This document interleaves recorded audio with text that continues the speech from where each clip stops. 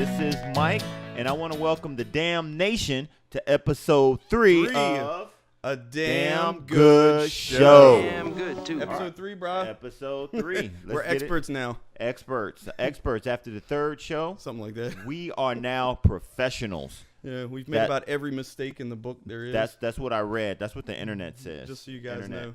I'll give you a little insider tip. We tried to record the other day. We sat here for 45 minutes, and we got 5 minutes of audio. We got all the video. Yeah, it sounds wonderful. It looks great. Yes. And so as we go, now we're jumping into the topic of today. And as we jump into that topic, I want to ask the ladies just for a moment if you guys can, just sit down, because I want to speak to the men just for a few minutes. Just a couple of minutes. I mean, we love you. This is an important topic for me, primarily because I want to know why my son doesn't think I'm the greatest thing, in the world. What? I need to know why that's the case. Is it because mom's always the greatest? Yeah, I mean, I didn't want to go there. We're fighting that. I didn't want to go there. That's why we told y'all to sit down. Yeah, we wanted y'all just, because you guys already know the truth. But really, this topic today is about fathers and sons. And as a dad, I didn't know what the hell I was doing when my son came into the world. I would argue I still don't know what I'm doing. Yeah, it's just one of those things where we're trying to fill it out, and we believe we know, and we give these rah-rah speeches and we knocked it out, but in retrospect, we fall short sometimes, and nothing brings that more to light than when you are, as a dad, you're talking to your son, and you're giving him advice. Yeah, hey dad. Yeah, I'm listening. Yeah, and son, these are the ways that you need to navigate the world. Okay. You need to be responsible. You need to treat people with respect. Yeah. You need to treat ladies with respect and take responsibilities for your actions. Yeah, son. Of course, Dad. Thank you. Yes. Thank you. Yeah. Now, what I've come to realize is that my son didn't hear any of that. And then he goes out into the world and, he does his thing. I have a great son, by the way. He is responsible and all that aspect. But then this gentleman can come and talk to my son. Hey, Zion. Hey, Mr. Damon. Hey, man, I want to make sure you're respectful. Uh-huh. You're polite. Uh-huh. You talk to people with respect and you honor everybody. Wow. Everybody shake their hand. Yeah. You walk up to someone, you shake their hand. Like this? And yes, absolutely. Okay. Right? All right. Yeah, I appreciate it. And you're doing a good job, man. Thank you, sir. Thank you, sir. Yep. And then my son will come to me. Hey, Dad, you know what Mr. Damon told me? Mr. Damon told me that I should be respectful. I should be responsible. I should treat people and treat women with respect and take responsibility for my own action. Man, Dad, that's the greatest news I've ever heard in my life.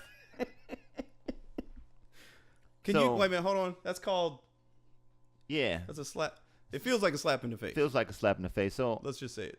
I'm trying to understand how, as a father, one deals with that. Because it's hard because I deal with the same thing. Yeah, I mean, I coach track and field. I coach young athletes. I coach adult athletes, master athletes, and I've had over 20 years of experience as a runner and coach. And I try to instill some of those habits and techniques and knowledge into my son. You've learned a little bit, right? A little bit. A little bit of what you bring to the table is a little wisdom. Just a little bit. And I will share that stuff with my son, and it's like, old man move. You have no idea what you're talking about. Mm-hmm. And again, another person, coach, bum off the street, walk up and say, young man, these are the things you need to do as a runner. Lift your legs, run on the balls of your feet, all of that stuff. And it's like, yo, I've been telling you that stuff for 13 years, and now it's revolutionized, your perspective on life. And, there is some truth to that one, by the way, for my son. Because Mike actually taught my son a little bit for a couple sessions anyway. Couple sessions. But I taught him how to run, and I'm not a runner, right? Let's be honest. I'm flat-footed as hell. I've seen it. I was quick. I can run bases in baseball, and up and down the court in basketball. He's quick for his neighborhood. Hey man, well I'll take what I can get. I can still ball in the softball team here. Anyway, yeah. So I taught him. I was like, run on the balls of your feet, do all this, lift your legs, don't all the fun stuff, right? Now, he goes in with Mike for like 2 or 3 sessions, and he comes back like, Mr. Mike told me to run on the balls of my feet and make sure that look all this, and I was just like, you know what? Here, I'm gonna flip it a little bit. I'm okay with that. Sometimes it's still a dagger. Don't get me wrong, because you're like, I wish it would penetrate through the brick wall that is his brain and the frontal cortex that he has. Well, I look at it from it's this like standpoint. A blocking there from dad. I want to be my son's hero. Absolutely. And it's a pride thing. Yeah, and the most important thing, I don't want him to be me. I don't want him to be like me. I want him to be better than me. But I want those characteristics and things, and to some extent, I believe down the road, the messages and the lessons that I'm teaching him will register and kick in. Yeah. But as you're going through that process now, because he's such at a young age, you kind of want to reap the benefits right now. I want to be able to see the rewards of that process, and so for many dads out there, how do they navigate those particular situations when the son isn't necessarily receiving the messages that are being delivered, or are they? See, that's the thing I question sometimes. And we've talked about this a little bit, right? The goal that I have for my son, other than obviously the respect thing and wanting to raise him, I want him to be my hero, or I want to be his hero. I want him to make good choices.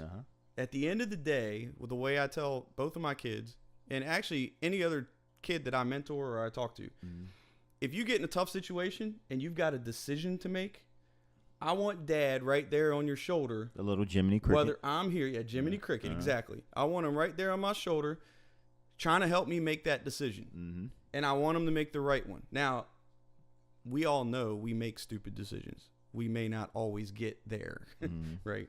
But we've been around long enough to know that, hey, if I just keep pushing and keep pushing and pushing, at some point, right? I know it happened with me. My dad used to get on me all the time about stuff. And, of course, to his face, I was always kind of nonchalant about it. And I may have even been kind of a jerk. But you know what? Sorry, Dad. Love you. But to this day, my dad is my hero. But today, when I make decisions, both of my parents, they're both on my shoulder. They're like, what are you doing right now? Well, I look at it, too, from that standpoint, because I wanted to kind of wrap the whole story of this topic around is, how the dads deal with that aspect. And I really want to kind of paint this picture from what I've learned is that your kids, as you just addressed, they do hear it. Yeah, they do hear it.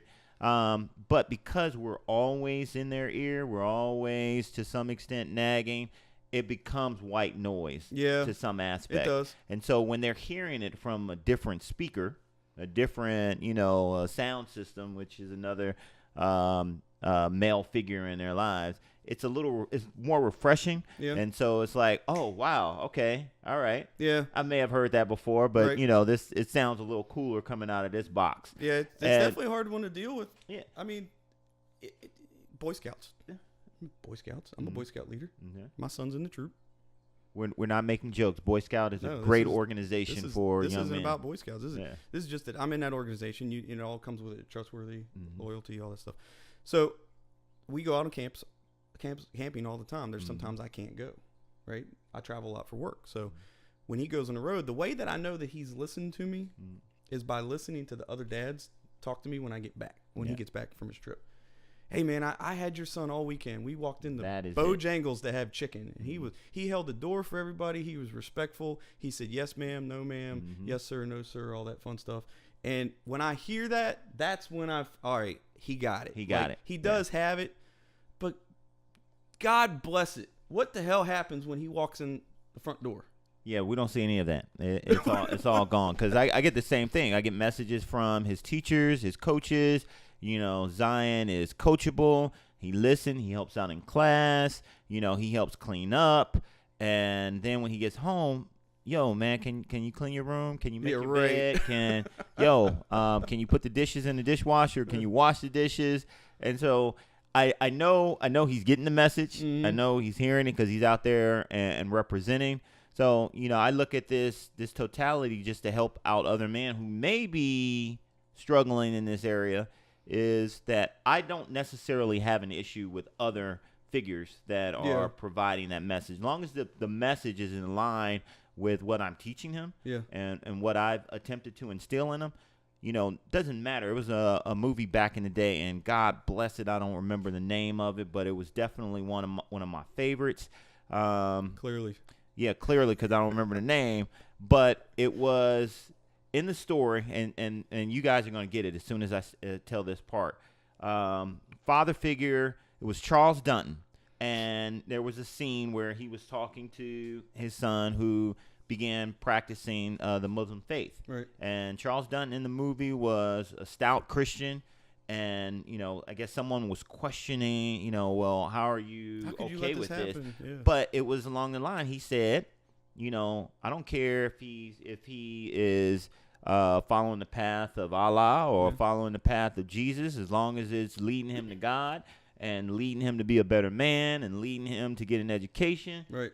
It's all good. And so I look at it from that standpoint when I'm dealing with my son.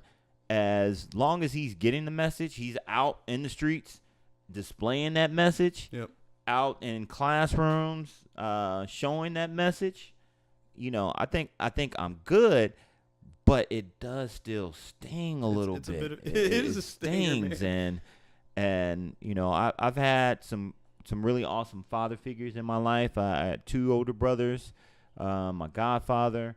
A lot of strong men in my life that have helped with who I am today, and not to take anything away from the ladies, because Mom, love you.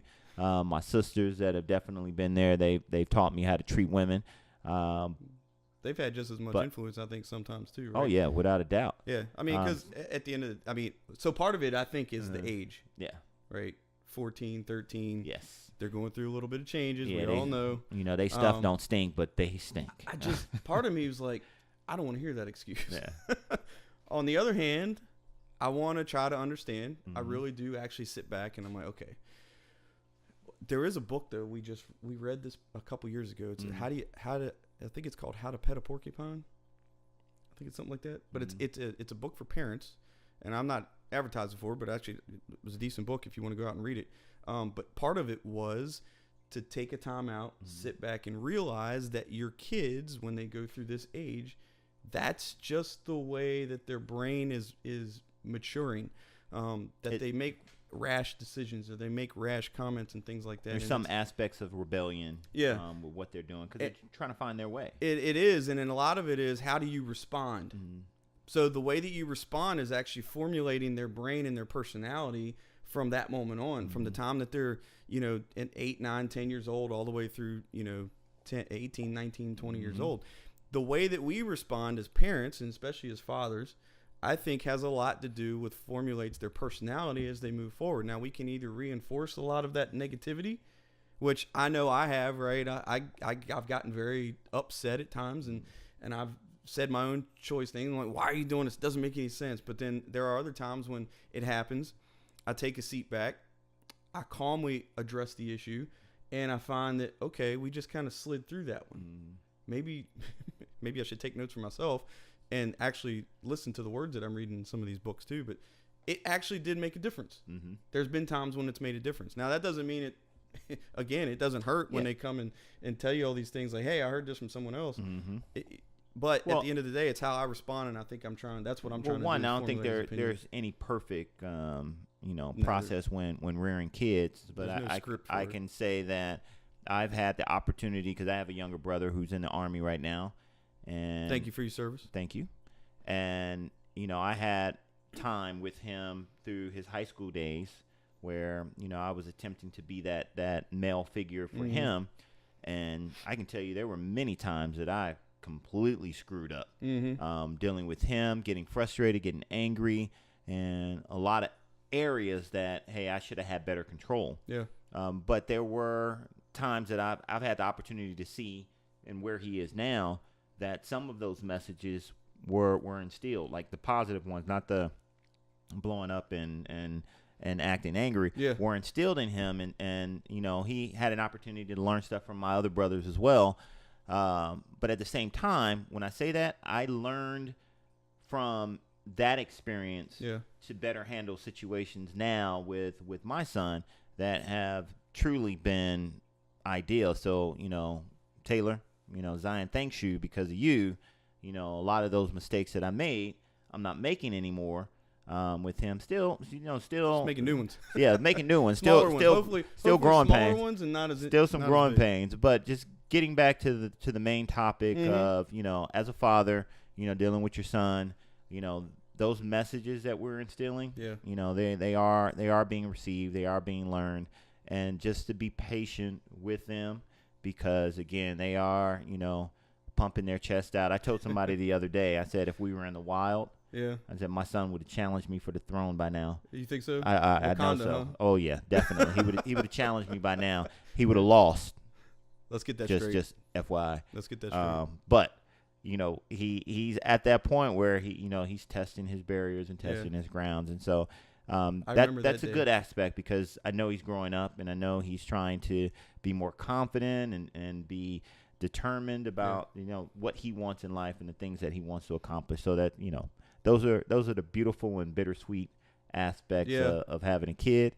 So I remember the day. I remember the day that I've finally had the nerve to buck up to my dad. We both remember the story, actually. Yeah.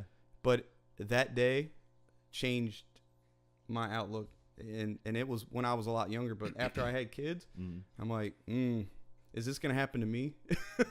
Oh yeah. So I've definitely learned from some of those mistakes. Well, your parents would always say. I know my mother said, "Oh yeah, you gonna have a kid that's just like you," and sure enough, I wake up some mornings and I'll be saying something, and I'm like, God darn it, I sound like just like my dad. I love you, Dad, but there's sometimes I didn't want to sound like you. I wanted to be me, but that's the key, right? Because that everybody wants their individuality, but I did learn from it. I took a lot from it, and it took me a long time to probably grow up a little bit, but I'm hoping that happens for our kids too. Yeah. And let's not get it twisted. By the way, there's a whole different conversation we can have with girls, because I have a daughter as well, and that's just a different whole nother story. Didn't we say women can take? Yeah, so women, ladies. That includes my daughters. Y'all can take a seat. Yeah, but no, but actually, y'all can stand back up now. Stand back up, because Damon made a statement about bucking up to his dad. To this day, I have never bucked up to my mom. That woman still scares me. This is off. Okay, so I'll keep looking at that camera. That was off, but that woman still scares me. I love you, Mom. But I think that's where we're going to end today's show. Yeah, real quick, quick segment. Definitely something important to us. Yeah, definitely important to us. Hopefully, it's important to you. I hope you guys can add some comments. Let us know how you feel about this topic, or give us some examples of experiences that you've gone through. Yeah, please, because we could probably do another 20, 30 minutes of this topic all day long, right? I mean, this is table stakes. Oh yeah, without a doubt. We could talk about this all day long, but anyway, we appreciate it. Thank you guys for hanging out with us. Damn Nation is supporting us. Thank you. But yeah, this is the end of episode 3. Thank you guys for coming out. Like it, comment, subscribe, please. You got to subscribe. We can actually see the numbers, so we'd appreciate it. It helps us out a lot, and gets us out there. So appreciate it. And again, this is episode 3. At the end, this is Damon. This is Mike. And this is the Damn Good Show. Peace. That's all right. I think you got most of it. The last part was the whole.